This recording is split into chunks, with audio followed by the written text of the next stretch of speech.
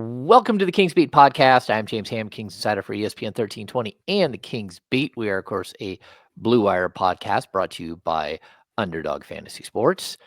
Joining me today, Fox 40, Sean Cunningham. Sean, how are you? Oh, I'm great. How y'all doing? Good. You guys keep messing with your mics.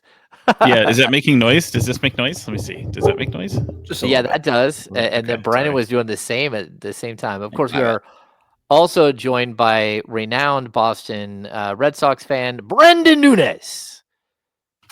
Hello. I'm still recovering a little bit from being sick, but doing Going well. on a month now. Be here. Yeah, it's like going on quite a month, maybe. It is. Yeah, it gets worse every time we want a podcast. Actually, it's crazy. Great. Convenient. Yeah. Yeah, what's going on, everybody? Nothing to see here. Nothing chaotic, nothing crazy. Just a straight up wild 20, well, actually probably more like wild 3 or 4 hours in Kingsland, but the Sacramento Kings and De'Aaron Fox seem destined for a weird potential split here, and things have like spun out very quickly here. I started hearing stuff last night. I don't know about you guys, but this thing Just snowballed last night. extremely quickly. Well, I started hearing about what happened last night, and things have snowballed very quickly. But where are we at here? Your first reactions to the possibility of De'Aaron Fox leaving via trade? Well, I think people probably have had this in their minds since a Draymond Green podcast not long ago and a report that came out. I think people had been kind of entertaining this idea for some time in terms of him not wanting the extension, and we've talked about it at length. You know, when someone shows you that they don't want to be somewhere, that not only creates a mechanism in your mind about how your future looks and maybe you should start seeing what market value looks like, but also in the mind of his people who currently with the clutch representation that's fronted by Rich Paul, who is got a kind of a track record of getting his clients what they want, and that's what makes a good agent. So I think this has been in the minds of Kings fans and I think us in the media for some time. I think seeing it play out the way today was a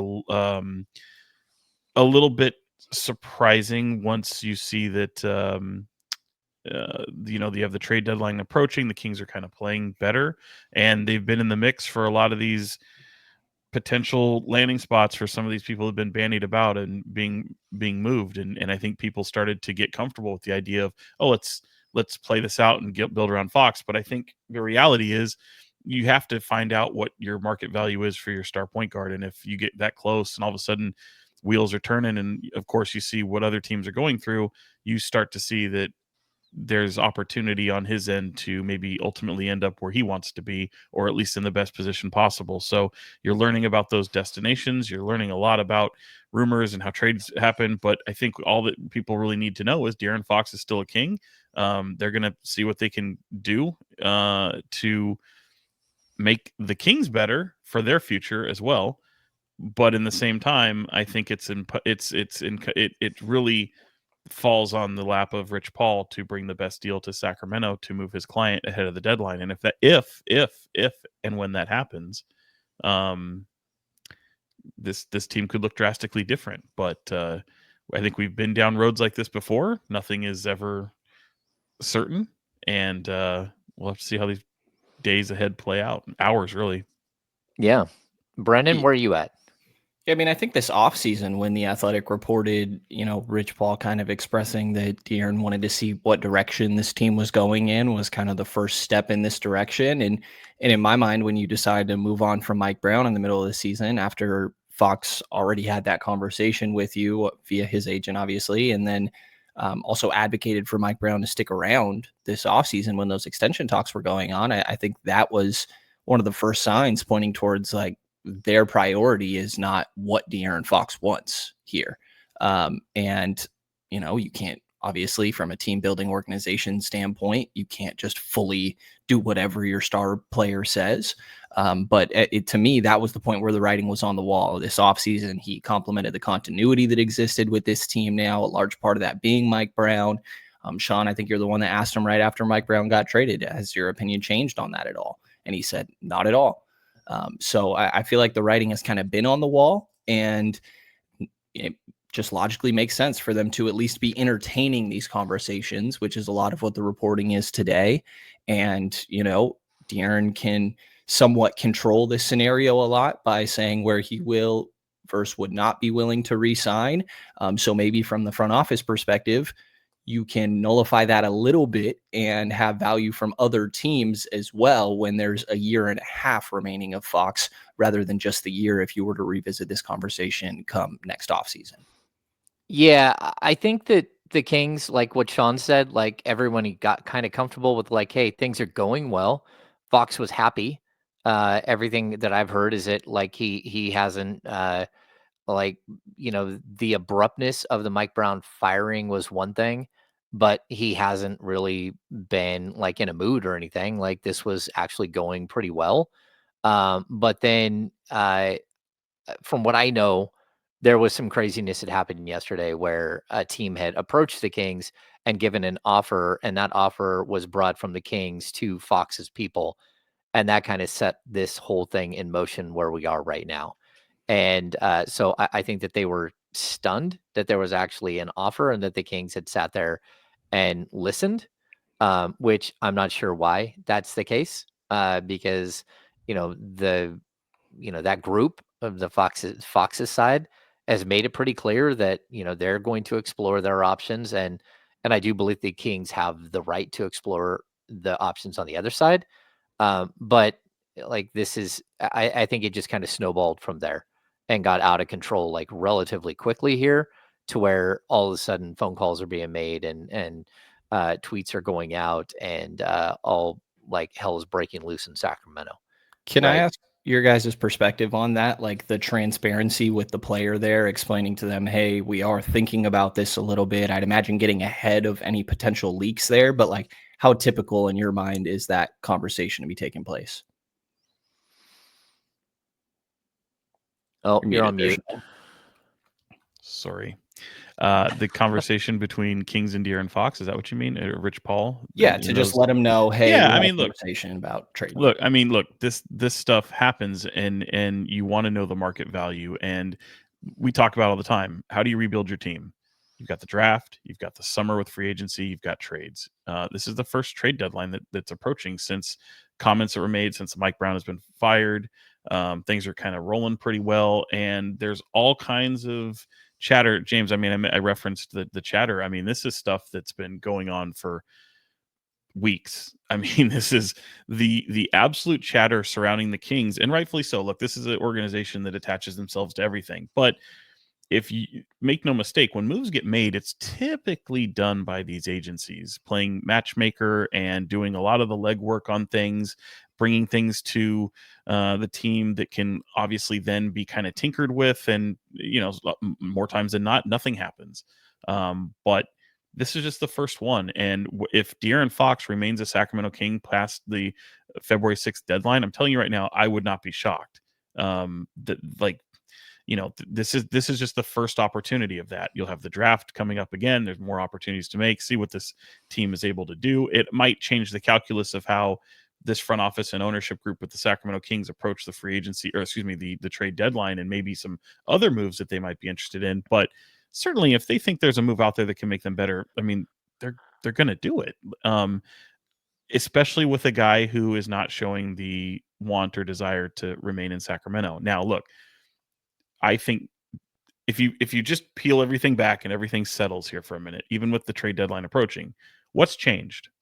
Nothing has changed. De'Aaron Fox's desire to remain in Sacramento is still that, so long that they can win. And I always say, I'm the one that points it out all the time, he is just as big of a part of that recipe, and whether it fails or succeeds, as this front office is. And I think you can argue, we can sit here and nitpick, but I think they've made some sizable moves and adjustments to try to make this team better. Has it worked? I mean, they're currently in the play-in situation right now if the season were to end today, right?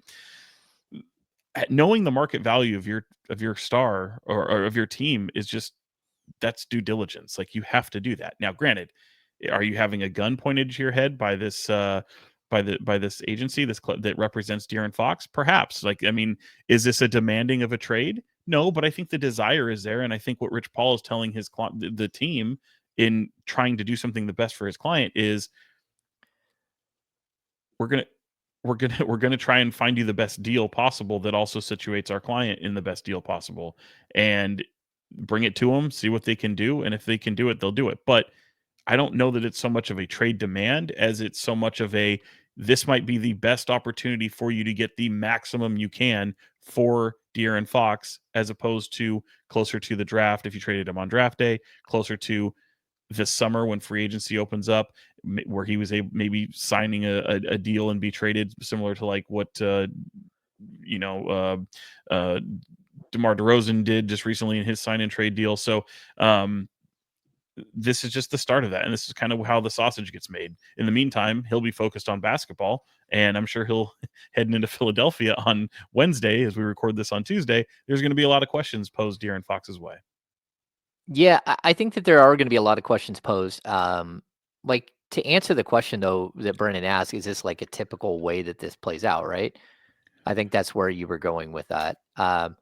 This is slightly atypical because the Kings are now going to look at offers. I think that's what we're hearing this afternoon. And like, look, we can like mince words here. We can be cryptic like tweets are, that he has a preferred destination. We can do any of that. But from what I know, from what multiple sources have told me, if it's not Sacramento, if he's not signing a long-term contract in Sacramento, he would like to go to San Antonio and be a part of the Spurs with Victor Wembanyama. That does not preclude some other team from trading for him, but De'Aaron Fox has a tremendous amount of power in this situation.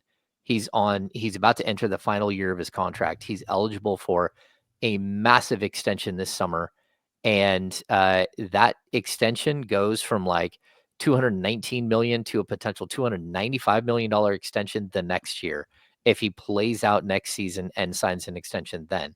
If somehow he makes All NBA this year, which is, neither here, I don't know if that will happen or not. He could finish on a torrid pace, and sure enough, there he is in All NBA status. If he gets All NBA, then it goes way up. Like, his potential to make more money goes, like, it becomes astronomical, because then he's a supermax player. He's eligible for 35% of the salary cap. And so again, that was something that was always sort of in the background here, that the Kings, need to get better, that he wanted better pieces brought in, but also it was with the intent that he could win more games, he could get accolades, and potentially become a all NBA player again, which would lead to a supermax contract. Like, I'm not going to say that that is the way the NBA world works. There's nothing wrong with De'Aaron Fox feeling that way. There's nothing wrong with him trying to become a supermax player. And there's nothing wrong with him demanding that a front office that Sean brought up has added a piece this offseason, but they also subtracted a piece. And over the last 3 years, it's like they just fell asleep at the wheel. I mean, we went through an entire trade season and they brought back Kessler Edwards and a second round pick. We went through another trade deadline, and at that trade deadline, they brought in Robin Lopez and waived him. The offseason in between those, they traded for Chris Duarte and brought in JaVale McGee. Like, that's not improving a roster. And I get the running it back. Even the teams that run it back add. Like, to not do anything is frustrating. And then to top that off, there's this weird thing that keeps happening in Sacramento. And I'm not sure if this is something that goes on other places, but I will tell you that I know for sure it's happened here in Sacramento multiple times over the last 6 months and maybe even longer, where the front office tells players specifically that they're about to go trade for a player, and then they do not get that trade done. And we like the three of us were at Domantas Sabonis's basketball camp this year. We sat there and listened to Domantas Sabonis literally say, yeah, I'm glad we got DeMar DeRozan, but those other two, because we lost those other two transactions that fell through, those other two trades that fell through. That has been like an earmark of this franchise over the last year, it feels like. But even lately, like I know that they had a deal worked out for somebody like over a week ago, and they went and told their players that they have a deal worked out for somebody, and then they didn't do it. And now, why are you telling the players and then not doing it? And so I know for a long time, De'Aaron Fox, he wants help. That's what Rich Paul asked for. That's what he went out on a podcast and said. He said, "Get me help so we can win more games." And they're perpetually stuck in this cycle of, well, we're really close to a deal. And every player on our roster has been mentioned everywhere in the world, and we're really close to a couple of deals, and then nothing actually happens. And that's a bigger problem. And that's sort of something that has to be addressed right now as well. I mean, like, I got to be honest with you. They got 8 days or 10 days to trade De'Aaron Fox. Does anyone think that they can get a deal done in that much time? Because I don't think they can get a deal done in that much time. They've proven time and time again they can talk about getting a deal done in that much time, but whether or not it actually happens, it just hasn't happened. I think one of the things that accelerate it, if there were a deal to be made, is the fact that Rich Paul will be kind of playing the role of the aggressor. Anybody who's interested pretty much goes through him, as Sam Amick had reported. I think that's pretty standard in things that have happened previously with Rich Paul clients, and it's not exclusive to him. I mean, I know several agencies that would do the same thing, but when an agency is inspired to move on, okay, and you can unfold these deals in front of an organization in a front office and ownership group and say, here's what we're thinking. And yeah, certainly the Kings can then go and try and tinker in whatever way possible to make it more advantageous for them, or something that they can just simply say yes or no to. But I feel like having that other group does accelerate things a bit. So to the point of, I wouldn't be surprised either way, but I think ultimately this is kind of a line in the sand. And I think one thing that just kind of bears repeating, though, is the desire to get better has been there. The desire to, I think that makes it harder for them to approach this trade deadline if you move Fox aside and say, hey, we're not going to trade Fox. I mean, they could have a meeting with Rich Paul tomorrow and say, look, we're committed to getting through this season before we entertain trading De'Aaron Fox, or even look at that. Let's see what happens this season. Whatever. See how that lands with their group. I think that could be something there too. Nothing is imminent, but I do feel like these playing out, I mean, it has a ton of leverage in De'Aaron Fox's corner.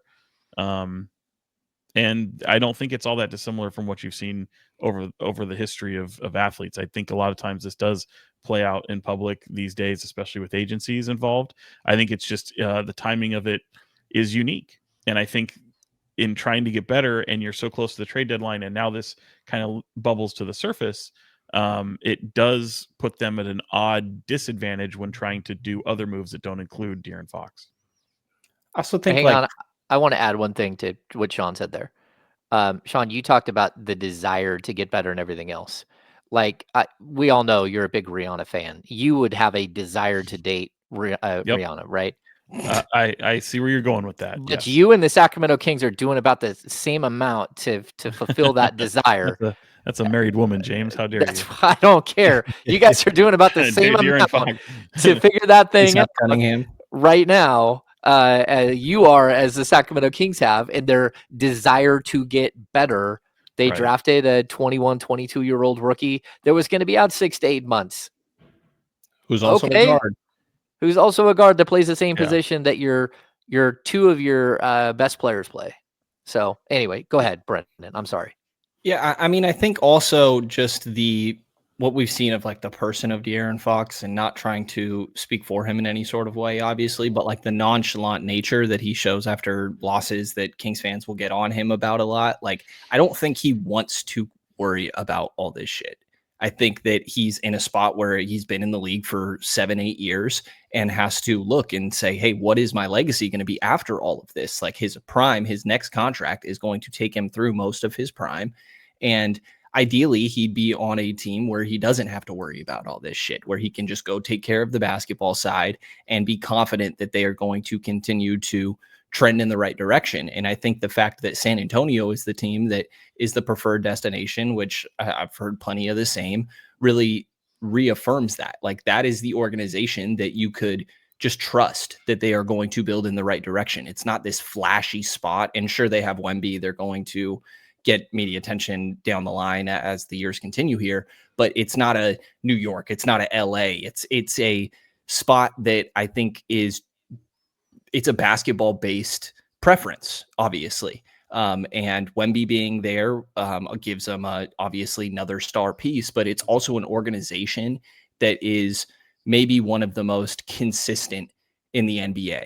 And that is their opposite of Sacramento and what De'Aaron has wanted Sacramento, I think, to be for a while. Consistent, trending in the right direction, an organization that he can trust is going to continue to trend upward. And San Antonio obviously is a spot that provides a lot of that. So I think also just the known preferred destination also just reaffirms all the things that I feel like we've heard Fox say he wants from an organization.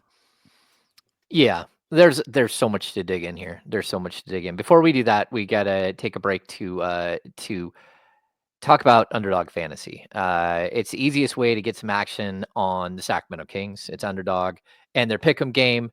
Just pick higher or lower on your favorite or least favorite players' stats, and you can win up to 20 times your money in a single night. Underdog keeps it simple with their easy-to-use website and mobile apps. Pick between 2 and 8 players to fill out your pick'em entry. Get every pick right and take home some hard cold cash. Sign up with promo code KINGSBEAT, all one word, to claim your free pick and first-time deposit offer up to $1,000 in bonus cash. You must be 18 or over and present in a state where Underdog Fantasy operates. Terms apply. Concerned with your play, call 1-800-GAMBLER or visit www.ncpgambling.org. I don't know if he's going to be on there right now, but under on Kevin Huerter seems like the way to go. I would probably take the under on Kevin Huerter, who collected I believe his first DMP CD as a member of the Sacramento Kings. I've played a lot of Underdog lately, and it's a great time. I'm looking forward to the Super Bowl. It's going to be a lot of fun. Just add to your viewing. You can look at all kinds of like quarter and everything else. All kind of quarter or props for halftime or anything else. So it's good stuff. It was pretty wild to see Herter and Cam Johnson both not play last night in Brooklyn, as people who've been reported to be moved for the greater part of a year. And then, you look around the league too, obviously what's going on with Jimmy Butler, John Collins, guys that Zach LaVine's going to be sat through the next few games. So Bogey had a really weird situation last night. I mean, would be really interesting. I mean, certainly De'Aaron Fox has some nagging issues with his hand. He wants to play through those, and obviously his backside that he fell on in the Memphis game that had him miss a couple games. It would be interesting to see what the availability of him going forward will be during this time, but I wouldn't expect him to miss any games. Well, it takes you back a little to when the Tyrese stuff was going on, right? And De'Aaron's name was floated around a bunch, and he had a lingering ankle issue, and decided that was the time right before the deadline, and threw it to rest a little bit and heal up. Yeah. I don't know if he's going to sit or not. I do know it's not just the finger. The pinky is a total train wreck, and he's going to need surgery in the offseason, from what I know. I think they're going to have to break his pinky and reset it. It's just a total mess. And then on top of that, they listed him as questionable with a sprained thumb over the weekend. On Saturday, he played in the game, but I've heard his right thumb is a total mess as well. And there might be something more serious than a sprain hiding in that thumb. But he wasn't listed on the injury report the next game, and he went out and scored 30. And so we're like, okay, I don't know what to make of the thumb. And we're not far removed from the glute injury, which I think affects bursts I was just talking about that. Yeah. Yeah, I think his gait is messed up. I think it's moved into his back a little bit, is what I've heard, and he's just kind of a mess. But hey, he's going out there and he's playing every game, and I think that that's important. Um, let's kind of get to the other side of it. Like, if you do have to trade him, um, what exactly do you guys think like the going rate is going to be here? I know, Sean, you said you're going out there and checking the value of him, but you don't really have to do that when you're looking at a player of this ilk. You can look at Well, like what a Donovan Mitchell made and what they got for Donovan Mitchell and go off of something like that.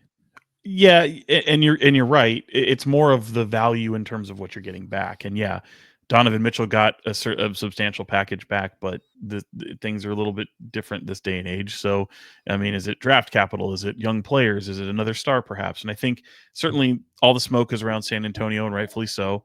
Hmm. But I mean, guys, I'm telling you, there's possibilities out there, and the Kings kind of, they hold the cards, so to speak. It does limit maybe what they get back if they don't move him to San Antonio. But I mean, Houston, obviously a very viable option. He's always had a desire to play with Bam Adebayo. That's kind of been I mean, he's pretty much said so as publicly over his course of his NBA tenure, and obviously what Jimmy Butler is going through right now in Miami makes him a very movable piece. Not saying that that's what I would do or that's what they should do necessarily, but and then you still have Zach LaVine just being dangled out there, and I think there's money wise is kind of there. This organization has always had a fascination still with Zach LaVine. I don't think that's gone anywhere necessarily. So I think it opens up a number of possibilities. I think you look at the Warriors, for example. Maybe that's another team that gets involved. Can you imagine a 3-team deal with maybe Miami and Golden State and what that could look like? There's just a lot of interesting dynamics that this comes into play where the rest of the league now knows, and I think they've already kind of had known that that De'Aaron Fox doesn't have necessarily a for sale sign around his neck, but certainly now is having an open house. So this is a way for them to kick the tires and get, again, whether it happens in these next few days or not, I don't think this is going anywhere. So, if he doesn't get moved at the deadline, these are things that can trickle into obviously the draft time and free agency time. It's just whatever comes next in the lineage of the NBA season. Yeah, Brendan. Yeah, I mean, just looking back at some of the recent deals, and obviously every situation is going to be a little unique, but James Harden from Brooklyn, he was an expiring deal. It was a bunch of salary matching pieces, 3 firsts, a first round swap, and 3 seconds. If you go back to Damian Lillard, who had 2 years left at the time, that's DeAndre Ayton, Tumani Kamara, and Drew Holiday, who obviously they end up flipping, but there was also a first and 2 swaps in there as well. I think from the Kings perspective, it's a little different because you're still trying to, typically you trade away a star and you're willing to be in a fully rebuilding situation. You're fine with just draft capital, maybe extremely young assets. Kings are probably trying to remain competitive throughout all of this. I don't think a Fox trade means that you're fully resetting, moving on from DeMar, Domas, Malik, whatever direction you want to go in. I think that you might that I would expect them to still try and remain competitive throughout it. And like you look at that Lillard trade where they got, again, Drew Holiday, and then Portland decides to swap it. In a Kings perspective, a guy of that ilk, for example, I think makes sense to keep on the roster. And maybe you can try to do something like that, whether it's a Jimmy or a LaVine. I don't love that direction. Or maybe you're talking, if it's San Antonio, is it Stephon Castle or is it Devin Vassell as the centerpiece? If you go to Houston, is it Tari Eason that's a centerpiece in this conversation? And so I think that there's multiple avenues that you could kind of take, but I think it's a little bit unique being a team that's trying to trade away a star and still remain competitive rather than looking to fully reset here. Yeah, I would agree with you. I don't think that the Kings are looking to move all that backwards, and that's where, like San No, Antonio, it doesn't make a ton of sense. Yeah, I'm this I'm is glad you said that, because for anyone listening and thinks that this would be a rebuild, this nope, is a no. This will not be a rebuild. A They have zero retool. interest in that, and I feel like they think that they can get pieces in the now. And James, you would remember this better than me. The numbers are obviously different, but just think of the scenario when the Kings moved on from DeMarcus Cousins. And mhm, again, I don't love what they got back. I've been on record in that. I hated what they got back in that deal. but he was still under contract for another year. He was extension eligible. Obviously, Vlade Divac had made it public that they were going to try to extend him, and then they move him at the All-Star game. This feels a little similar to that. Maybe you disagree, but in the sense of contractually where he is and where he's going, Fox obviously makes more money considerably now than DeMarcus did at that time. But do you see, I mean, to me, it feels very similar to that in what maybe you could get back. And again, I didn't like the package that Sacramento got back in that deal. Well, and that package mainly was Buddy Hield and the pick that became Fox, right? No. Correct. No. It's actually that's not what they got back. It was like Langston Galloway. No, I mean you got a couple other pieces, but that was the headliners of that move. Yeah, but it wasn't the pick that they got Fox with. I'll explain. So they I mean it bounced and then it, Yeah, no. So what happened was the Kings, when they traded DeMarcus Cousins, were I think 13th. They were right out of the 8th spot, or they were in the 8th spot, like coming out of the All-Star break when they traded him. And then they collapsed. They were in All-Star game. Yeah. Yeah. They were actually a playoff team. They collapsed after that. And the pick that they had owed for the JJ Hickson and Omri Caspi trade from years ago, it was a top 10 protected pick that was owed to Chicago. When they traded DeMarcus, they fell all the way to number 8, and they kept that pick. That pick got moved all the way up to number 3, and then because of the pick swap with the Carl Landry, Jason Thompson, Nick Stauskas trade to Philadelphia, bumped them back to 5. Now, in the trade, they got Buddy, they got Tyreek Evans, they got Langston Galloway, and then they got the number 10 pick in the draft, which they thought would be a better pick. They thought it would be like a 14th or 15th pick because they thought that, New Orleans would make the playoffs. New Orleans fell apart.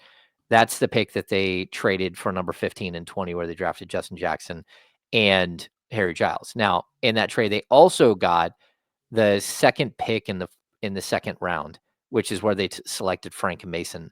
They had traded their own second round pick, which was actually a really good second round pick, but ended up with the second pick in the second round. Then we get to the other thing that happened, which makes it similar. DeMarcus Cousins had the right to tell a team, like, you can trade for me, but I'm not going to re-sign there. And that's what happened. And so when we hear Vlade Divac say, I had a better deal 2 days ago, he had a better deal with the New Orleans Pelicans. He was actually getting 2 first-round picks from the Pelicans, not 1. And when DeMarcus Cousins' agent found out about the trade, they called the Pelicans and said that don't trade for him because we're not going to we're not going to re-sign with you. And then so they said, okay, they went back to the Kings, said, hey, we're not going to give you 2 firsts. They said, okay, how about a first and a second? And that's how that went. That's what, if you're the Kings right now, you're going to avoid. If you can go to a team like, if it is, I mean, from what I know, it's the Spurs. He wants to go to the Spurs if he's not going to sign in Sacramento. And like, look, signing in Sacramento isn't off the table. It's not. Like, there's a lot of noise right now, but it could quiet down. I know this morning they had conversations, and it very well could quiet down, and this thing could be like okay, and they could go out and add a couple of players right here at the deadline, and next thing you know, the Kings are in the playoffs and make the second round. De'Aaron Fox makes All-NBA. He wants to stay in Sacramento, signs a 5-year extension, and we're seeing Fox finish his career or close to it in the Sacramento Kings uniform. I wouldn't bet on all that happening. But what I would say is, like, the similarities between the 2 deals. That's why if you're the Kings, you got to go in strong and try to make the best deal for your franchise. And if I'm going to San Antonio, like, I got to be honest, like, right off the bat, it's Castle, it's Vassell, and it's Sohan, and I want like 2 first-round picks on top of that. So, and that's a lot, especially considering he'd be committing to them and then signing the extension and all that. Exactly. I mean, I get it. Yeah, and maybe there's a protection in one of those picks, but yeah, San Antonio has so many damn picks. Maybe you do the draft day Kevin Costner move and you get your pick back from the DeMar DeRozan. Yeah, deal. well, I would expect the pick. Yeah, exactly. The swap to die for sure. Yeah.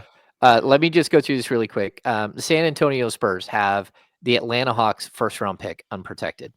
They 2025. They have the 2025 Charlotte Hornets first-round pick, but it's protected 1 through 14, and it basically becomes like a second round pick if it's not conveyed by 2026.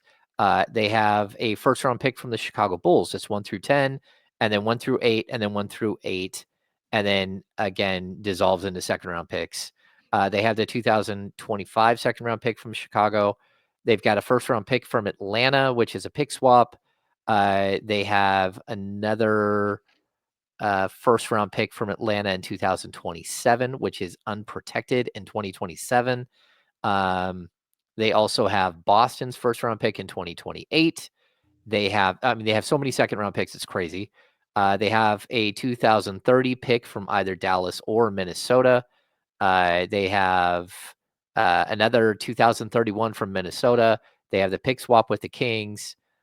So basically, they have all the picks. They have no outgoing picks. So in addition to all those picks, they have their own selections in all of those years, which makes things even more complicated and spectacular because you can trade multiple first round. They could trade their 25, 26, and 27 first round picks to the Kings because they already have extra 25s, 26s, and 27s to so the Stepien rule doesn't apply. So they've got a bunch of picks. I at least want one of those Atlanta picks, but probably two. And that's where you start getting into, okay, now you brought back a package. The problem that you have is, just to be like super honest, none of the players that I mentioned, even though I like all three of them as players, I'm not a huge Castle fan, but Vassell and Sohan, they're good players, but they're not top. I mean, they They're might young be, players. You're yeah, bringing in they young players that are role players for sure. fourth or fifth, sixth, seventh, eighth in your rotation players. That's how I look at all of them. And you're giving up a one or two, and that's tough. So you'd hope that you could replenish it in the draft. But I mean, that's the game, and that's how you lose. If you lose a star, it's tough to get a star back in return unless you're taking some sort of damaged star type situation.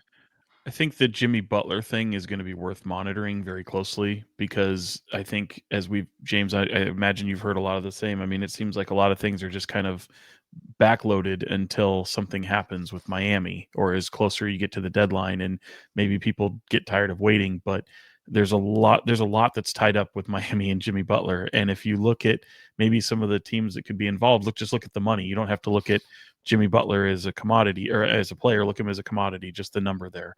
And that's an interesting one, especially as it pertains to a team like, a Houston or even the Warriors, for example. I think there's a lot of teams that could be potentially brought on as third, fourth teams in a possible blockbuster deal. And, I think there's a lot of smoke around Miami and Golden State right now. I think things with Chicago is very interesting. I think if you're Sacramento, you're looking at Houston almost straight up. Like, can you get something done potentially with Houston and see what that deal might look like? I think you have to have conversations with all these teams, but certainly the one that makes the most sense, being to the desire of Fox, is San Antonio. But I'm with you, James. I think you have to be able to bring back something of substance, and young pieces are nice, but in this circumstance, because I don't think they're going to be looking at a rebuild or a hard rebuild, you almost have to find that player that's on that cusp of getting their next contract. And I think there's some interesting things out there. I mean, you look at Miami, for example. I mean, obviously there's the Jimmy Butler factor. I'm not saying he's coming back to Sacramento, but if you are Sacramento, you're interested in somebody like Jaquez, you're interested in, guys like that. That's not, you're right. I mean, Tyler Hero is obviously out there, but these aren't necessarily replacements for Fox, but these are things that you identify. And I think a lot of these young pieces are going to be people that are certainly going to be considered over the next several days and hours ahead. Brenden, do you have anything on this? Yeah, I mean, I think that's what makes this interesting and why the timing of now maybe, I mean, it's something that you should monitor from Sacramento's perspective. The deals may look different, and probably will right now coming into this deadline, than what could be offered to you this offseason. And I think that's why you entertain this. I've heard this is totally just like floating around hypothetical idea as people were talking about potential Fox trades. I feel like within the last month, like the idea of OKC doing what Toronto did, deciding to go all in, and hey, we don't even know if we're going to keep this guy, but we want this year and a half of his production, and I think that's just an example of why you explore these conversations right now, because you don't know what's on the table right now, is still necessarily going to be there come this offseason. So it makes sense for them to be having these conversations. I think the action of actually doing it is a little bit of a different conversation, because it always made sense in the first place in my mind to go and get guys to try to make this a little bit better with Fox as part of the formula, whether that's a John Collins or a Cam Johnson, which they were just in New York for 4 days. I want to say today is the end of that. Monty McNair on the trip, obviously. They were just playing Brooklyn. So you'd imagine some conversations, at least to some extent, going on there as well. I still think that's very much a direction that you could go in here, as we were talking about plenty throughout the course of this season. Okay, so let's shift gears a little bit, because that's the other thing that's happening. And I think the Fox discussion here, it confuses everything, because like if you're the Kings, do you continue to like go down the path of acquiring a John Collins or try to get Cam Johnson? But again, part of the issue with trying to get Cam Johnson is like everything I hear is the Nets just won't budge on what they're asking. And their asking price as far as draft capital is just way too high for the Kings, and they haven't made that move. But I also don't know that I'm going after a 29-year-old Cam Johnson if I'm losing De'Aaron Fox. I don't know that I'm going after a John Collins if I'm losing De'Aaron Fox. And so the dynamic changes. Like, you don't really want to get stuck here. And so, like, as much as I like have been harsh on the Kings front office of just being paralyzed and not doing anything, I don't know what to do in this situation if I were them, because I'm not giving up picks if I don't know if Fox is going to be there 2 years. If Fox is going to be there this summer, maybe you give up picks and say, "Hey, we'll get picks back in the Fox deal." Maybe that's something that you think of. But at the same time, it's really difficult to look at, like, how do you balance these two dynamics that are happening at the same time without just saying, "Hey, F it, we're going to go into the summer and we'll deal with this during the summer," and hope that somehow you can work it out down the stretch of the season. And look, I don't think, from what I know, Fox has not closed a door to returning to Sacramento. No, not at No, all. but this all like blew up because there was a trade offer for him, and it Mhm. snowballed out of control, and now we are where we are. No, they're going to listen. We talked about that. But I also think if you're this front office, you've you've already been down that road, meaning that nothing happened today that made you concerned about trading that pick because of what might happen to De'Aaron Fox's future. Does that make sense? Meaning that earlier in this season, when he didn't commit to your extension and roll the dice, try to go for the All NBA, which I think we can all agree won't happen.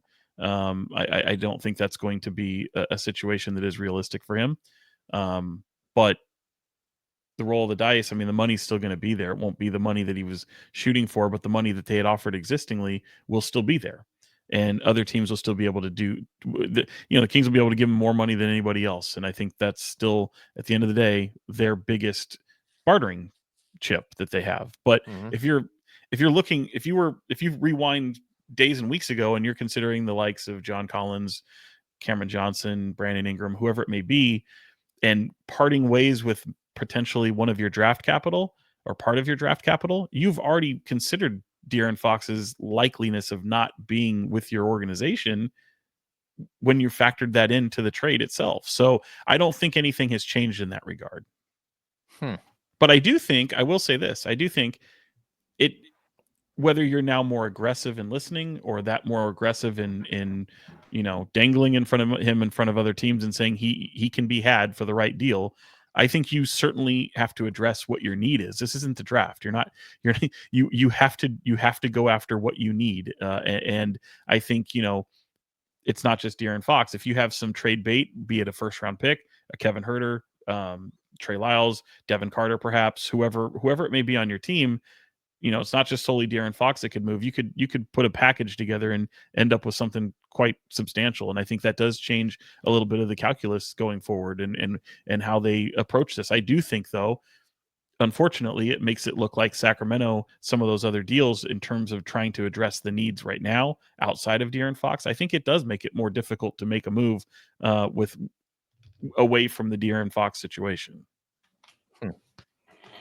Yeah, it's a weird one because I think that as we discussed with the team, expecting to want to stay competitive, that you still need those wings forwards no matter. Even if you do end up moving on from De'Aaron Fox. Now, like maybe the argument is that maybe you're thinking you're going to get those in a Fox deal, but it doesn't hurt to have multiple in the NBA. And the Kings have certainly had a lack of them, obviously. I don't think we're going to get to a situation where all of a sudden they have too many wings and forwards on this roster. So I still think if you go out and make that move now, that it helps your calculus whether De'Aaron Fox is here or not. I think considering that they already want to continue to remain competitive. Yeah. I think it's difficult. I got to be honest. I don't know that I make some of these trades that are out there to improve the roster today if I know that I'm going to be retooling completely in a couple of months. And then what if you can't get rid of a player? I mean, I guess you can look at John Collins as a potential guy who he can opt out of his contract. I don't think he's opting out of $26.5 million next year, unless you were to talk him out of into opting out and signing a long-term deal for cheaper. That's a possibility. Cam Johnson again. He's 29. He'll be 30 next season. And so, do you really go all in on a Cam Johnson? It makes sense with Fox on the roster. It doesn't as much to me without Fox on the roster. Like again, I think there's going to become a point where you've got to go younger, right? You've got to look at players that are younger and more established. I mean, that are like in that second contract, but not in their third contract type deal, like a Devin Vassell. Right. Go ahead. Can I give Go you ahead, guys Sean. a few? This is I put a bunch of them in front of me, and again, this is all this has come from a lot of people from other teams, front offices, stuff like that I've kind of compiled. There's not a lot of them here, but I wanted to bring them up on the podcast as opposed to putting it on Twitter where people think that, oh, Sean's reporting something. I'm not. These are all just hypotheticals and kind of gauging interest of what other teams know of other teams. It's kind of like if I'm hitting in a Brenden to ask him of something about Frankie Cardicelli, he might know him a little bit better than me. And so these are kind of things that are out there a lot. So I'm doing it the responsible way, not throwing it out on Twitter. How about okay? How about in terms of a Miami, Golden State, Sacramento deal? No, let me try this. Let me try this again. How about in terms of a San Antonio, Chicago, Sacramento deal? How would you feel about, and again, I don't have trade checker in front of me, but there's not much that's great here. Fox to San Antonio, Barnes salary picks to Chicago, Levine filler to Sacramento. Yeah. I still have the loving it, same right? opinion of Zach LaVine as I have the entire time. I think Right. he's electric to watch, but he plays zero defense. And if I'm looking at a potential Malik Monk, Zach LaVine backcourt, you're giving up 150 a night. And like again, I think you can score, but show me a time when Zach LaVine is one. And I'm he with you. also has a surgically repaired knee, and he's Yep. owed a ton of money. I'm So with you, Brenden. Yeah, same. I'd rather go Same. in like a younger direction where your key piece is more of an up and coming potential guy. Yeah. and I How have about I have so I have heard the Kings attached to Zach LaVine again. right? Like 100. Yeah, it's yeah, always out there. yeah. Another one. How about Fox to Miami, Jimmy Butler to Golden State, picks Jaime Jaquez, Moses Moody, salary to Sacramento. I need 5 first-round picks in that deal. I mean, I Well, like yeah, Jaime it'd be picks. It'd Jaquez, definitely but be picks. Yeah. Jaime Jaquez is like a 4th or 5th option on a good team. Like Could be I really like nice him. next to Sabonis, though. Yeah, I but I think mean, that even I that think that's an Moses Moody's interesting. like a 6th or 7th, and he can't get off the bench in Golden State most of the time.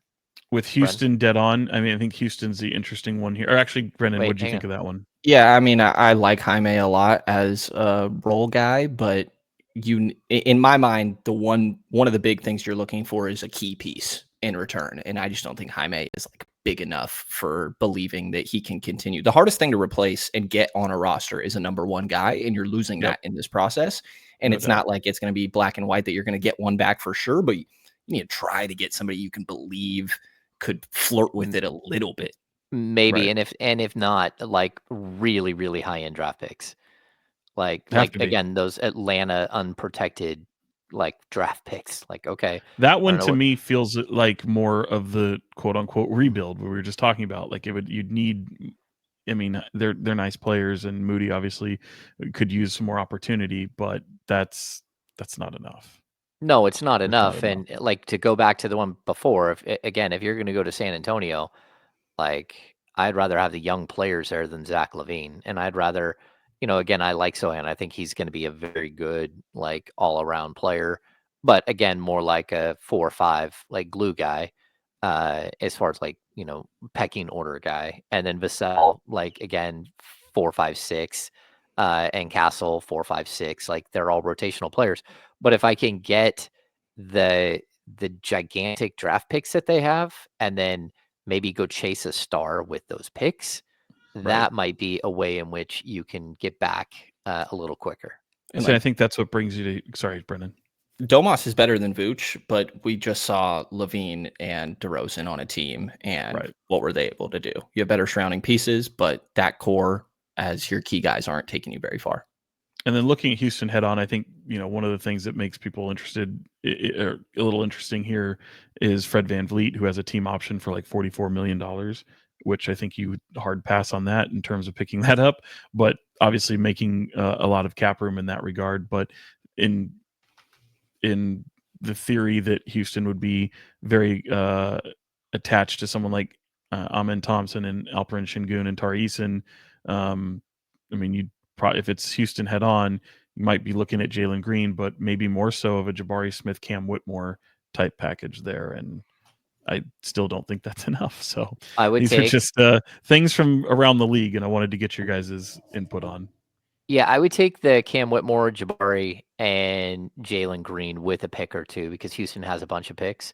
I would Right. take that deal if I had to. But from what I know, Fox will not sign in Houston.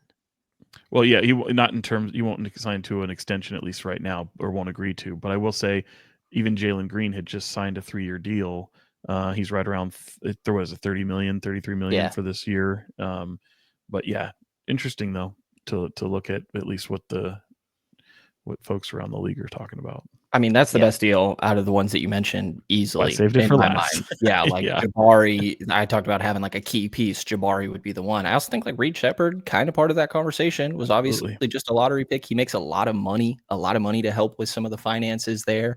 You'd have to, hasn't been doing that much for a Houston team that's pretty crowded right now, but type of guy that if you believed in, then maybe I still that's think when your new Jalen center Green has comes. star potential, and I think Cam I'm Whitmore has like high end potential, and I think Jabari has high end potential. I don't know if they can be stars, but certainly playing next to Domas, Jabari is the type of player that you've kind of looked for. Yeah, I mean that's a really really good option, but again, I don't think he will sign in Houston, and so I don't think you're getting anything from Houston, and you can't trade Jalen Green until the summer. right. He is the first year of an extension, or he is next year. He hasn't got there yet. All right, I think it's going to be an exhausting like next 8 days or 9 days. I will try to do a podcast a couple of times before the trade deadline, and then of course right after the trade deadline. So planning on us being around a little bit more here. We had a very weird weekend and where we couldn't fit in a pod. Well, I did. I know that. Where Yeah, like what's fitting in this a pod. we? Well, I mean, I threw out times, and you guys were like, nope. But my times were very, very complicated. Yeah. So okay, I think we're ready for final thoughts. Are we ready for final thoughts? Yeah, that was a lot of business of basketball, so I don't think we gypped the consumer of the business of basketball. I don't think so either. I think this was a lot of business of basketball. I think, to be honest, I think we're all a little like these things like they consume a ton of our time and are like they're draining. And so like I hope people haven't felt that while we're talking here, but like, look, this is a complicated situation, and Sean and I have covered De'Aaron Fox every game, his entire career, every home game, and been at events and all kinds of things with De'Aaron Fox. We know him very well, and it's these things happen. But I'm kind of surprised at how this thing spun out so quickly, and we got to where we are today. Because I don't think that that's where we were like a week ago. Maybe heading towards this way, but not quite there yet. And now you're kind of in a weird spot. Let's wrap this thing up. Brenden, what do you got for final thoughts? Yeah, to pull back the curtain a little bit, obviously, as you guys know, not as vet and experienced as you guys in this. And this is my first deadline where I'm actually sort of, talking to people a little bit throughout the process. And it's a little different. It's Yeah, wild. it is a little different. Like you said, a little draining and just trying to connect like what makes sense, what doesn't. Obviously, there's a lot of things that you don't know what to believe and blah, blah, blah. So, different experience for me, this deadline for sure, I would say. But overall, it's keeps you busy, so can't really complain. And like having something to dive into right now, as always. But that's about it on the basketball side. I'm moving next week, and I'm not excited to do that at all. I'm sure that they will decide to make some big trade on the day I move on Sunday. That's about it on my end. So yeah, Are you moving to another land? another land. Mm-hmm. Explain. Some faraway place? Yeah, absolutely. I actually am temporarily until the season ends. And then, so yes, this is sort of a temporary relocation. All Always right. fun moving. Fun. I hate moving. Sean, Yeah, what do you Moving got? sucks. Just no. I mean, Brenden. Look, I mean, I think Brenden saying it right there. It's like you hear a lot during these times, and there's always people who want to talk. That that doesn't go anywhere. I always caution folks: don't believe everything you read, see, hear. Even people literally could have the highest position known to man in an organization, and they're telling you some things, and it may not always be the truth. So just kind of protect yourself and and maneuver and food for thought, man. It just helps you kind of navigate some of the waters, and some people end up showing their ass, and that's always unfortunate. But I'm a little entertained by that sometimes. So yeah, man, Yeah. we'll see what happens. We'll see what happens. Let's see. Final thoughts for me. Number one, shout out to Damian Barling, who was all over this well before Shams decided to put out a tweet. Like he was all over it this morning, and so shout out to Shams. I mean, shout out to Damian. I think he got a little emotional, and like, but at the same No, that time, never happens. That never happens. yeah, at the same point, like he was all over this and will continue to be all over this. So, big props to Damien for doing the legwork there. And outside of that, I think like Kings fans, like I feel for you because this is a tough one. This is your guy. This is there's a lot of number fives in the stands. There's a lot of little kids with number fives. De'Aaron has been not just the best player, but a fan favorite for a long time. And he's part of the fabric of the Kings franchise. And like to be honest with you, if he doesn't miss another game, I think he's in line to be the all-time leader in games played in Sacramento Kings history. He will go down as holding most of a huge amount of the records in the franchise in the 40 plus years here in Sacramento. But these things happen. Not the first player we've seen go, just like not the first head coach that we've seen let go. So I hope it all works out for the best, whatever that is. And we should, all try to sneak in some naps where we get them, because I think it's going to be a crazy, what is it? 8 days, 10 days? What is it? 8 It's the days. 6, 7, 8, 9, 9 days, 9+ days until the deadline. The Yeah. other thing I'll say is I feel like a lot of people are going at De'Aaron right now, and like he's had a lot of previous comments about like he'd love to finish his career in Sacramento. I don't think he was bullshitting in any of that. I think just at some point he has to start. I mean, at some point you wonder, am I ever going to get a chance to really compete here? And I don't think that from his perspective, he's been given very many reasons to have a high level of faith in this organization to continue to, or to eventually give him a chance to do that. Yeah, I agree. Okay, we got through final thoughts. It's been hectic. It's been crazy. We're a Blue Wire podcast brought to you by Underdog Fantasy. Go on, download the app. Kings Beat, all one word, is your promo code. so they know where you came from, and you get all kinds of extra stuff because of that. So for Box 40, Sean Cunningham and Brenden Nunes from the Kings Pulse podcast, I'm James Ham, Kings Insider for ESPN 1320 and the Kings Beat. Thanks for tuning in to the Kings Beat podcast.